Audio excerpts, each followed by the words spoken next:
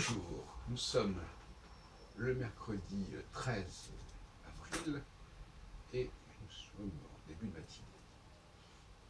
Je voudrais vous parler, pour commencer, de la question de revenir sur la question de la réforme en montrant qu'elle est liée à la question du mouvement. Vous savez que ces deux notions sont de plus en plus importantes dans mon discours et il apparaît qu'elles sont intimement liées, forcément. Car réformer, c'est faire bouger les lignes, c'est faire partir certaines choses, en faire revenir d'autres, il y a un aller-retour, des choses qui ne doivent plus rester, d'autres choses qui ont pu être évacuées et qui doivent revenir. Donc on est dans le mouvement, donc ça montre bien, si on associe le mouvement à l'homme, au masculin, que la réforme, ça implique du mouvement, et que ceux qui ne veulent pas bouger sont balayés par la réforme, en tout cas sont condamnés par la réforme, d'une manière ou d'une autre. Sont répudiés, comme je disais, sont congédiés, sont démis de leur fonction, dès lors qu'ils ne sont pas capables de mobilité, de mouvement, et dès lors qu'ils sont figés, qu'ils sont crispés, qu'ils sont constipés, et que ça ne bouge plus. Donc le mouvement, c'est fondamental, et le refus du mouvement, c'est quand on résiste à cette idée de changer impliquant un mouvement. Le mouvement, c'est également la danse, c'est également le sexe, c'est tout un ensemble de dynamiques qui sont essentielles pour l'élément masculin, au point que j'ai dit l'autre jour que la danse, que ce soit la danse des membres inférieurs ou la danse des membres supérieurs, dans le cas des instruments de musique notamment, la danse est précurseur du son, en quelque sorte. Et inversement, on danse sur du son. C'est-à-dire qu'on traduit le son en mouvement. Enfin, donc ça montre bien que quelque part, on revient vers le mouvement. Les gens qui dansent sont des gens qui traduisent le son, la musique, en mouvement. Pas rien. Et par conséquent, dans la caverne, puisque hors de la caverne, on a du mouvement, on a de l'espace, on peut bouger, on peut courir. Dans la caverne, on ne peut pas, on n'a pas beaucoup d'espace, et le mouvement se limite en quelque sorte à la parole. C'est-à-dire une sorte de mouvement de la langue. Donc c'est un tout petit mouvement qui est essentiel pour le monde de la caverne, notamment pour le monde féminin. Comme on dit, on a la langue bien pendue, ou parfois la langue acérée, etc. Tout ce qui s'appelle, on dit par exemple en hébreu, la lachon hara, pour dire la médisance, qui d'ailleurs serait une cause majeure de problèmes sociaux. Et il y a aussi cette notion dans le monde de la caverne du dire. Souvent les femmes, quand on leur fait des observations, elles disent « mais c'est ce que tu m'as dit. Tu m'as dit de faire ça. » J'ai pensé au jeu, le Jacques a dit, puisque moi je m'appelle Jacques. Jacques a dit fait ceci, Jacques a dit fait ça. C'est pas innocent ce jeu. Les femmes fonctionnent beaucoup, en dernière instance, dans un processus finalement qui révèle une certaine âme domestique, une âme de serviteur. Au bout du compte, finalement, je l'ai fait, mais je ne suis pas responsable, c'est toi qui m'as dit de le faire. C'est toi qui m'as écrit de le faire.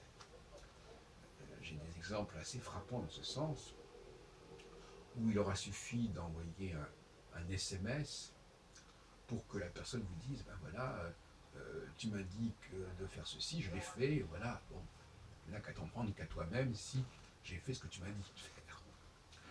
Et je me suis retrouvé piégé parfois comme ça.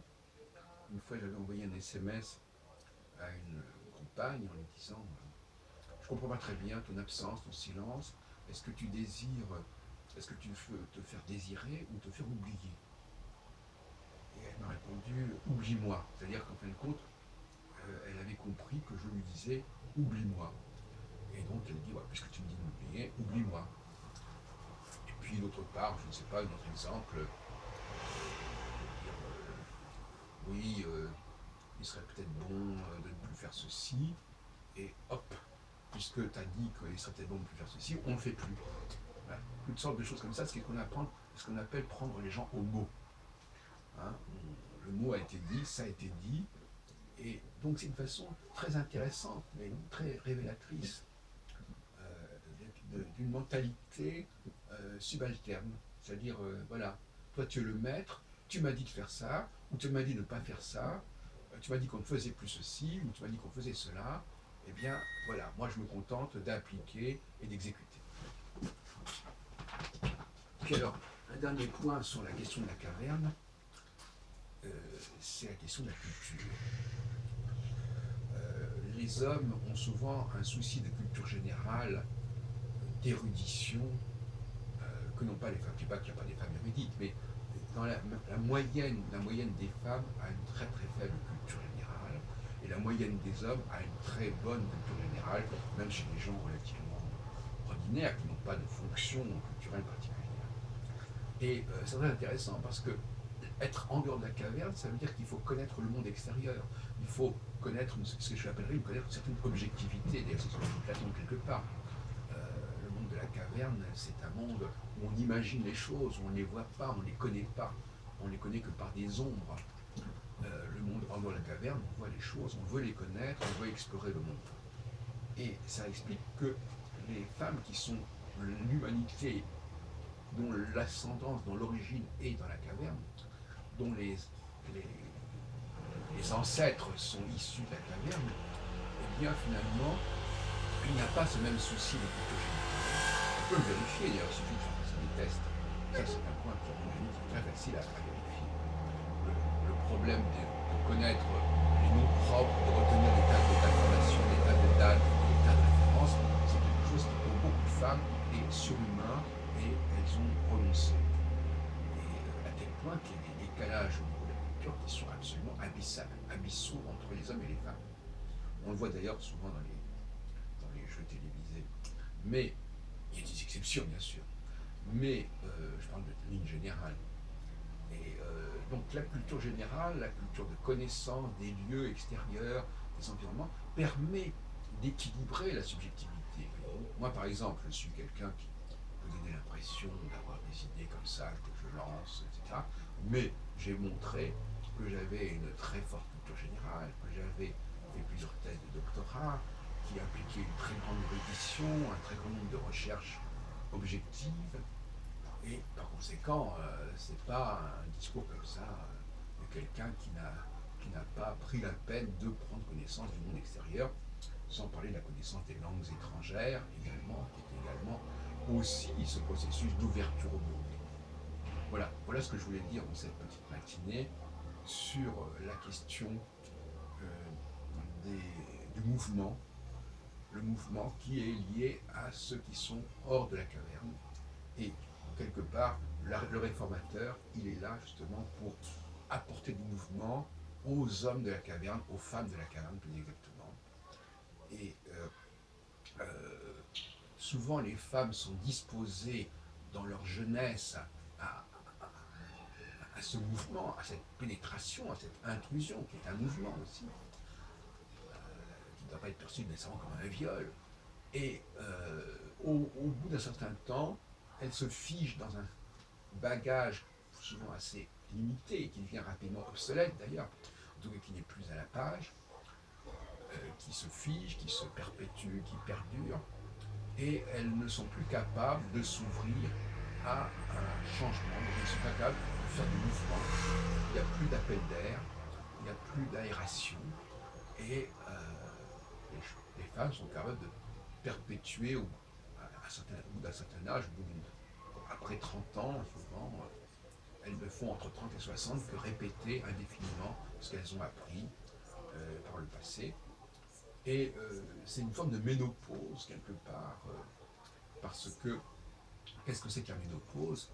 C'est l'incapacité à se délivrer. D'abord, par exemple, dans les règles, il y a du sang qui est évacué. Donc il y a un mouvement sanguin qui cesse la ménopause. Donc il y a un processus d'évacuation qui est quand même de l'ordre du mouvement. La ménopause, c'est la fin du mouvement, c'est la pause du mouvement. Et ensuite, évidemment, il y a le fait qu'il n'y a pas d'accouchement. L'accouchement, c'est aussi un mouvement, c'est aussi un processus de transformation et de renouvellement. Donc tout cela, du moment où ce phénomène se crispe, se bloque, se fige, fait que les femmes, au bout de certain temps, ne sont plus aptes à la réforme.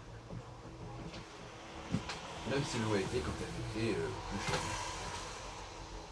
Elles se sont ouvertes et puis elles se sont refermées et après ça devient très difficile de les rouvrir. Donc on est obligé de les congédier et de les remplacer par des femmes plus jeunes.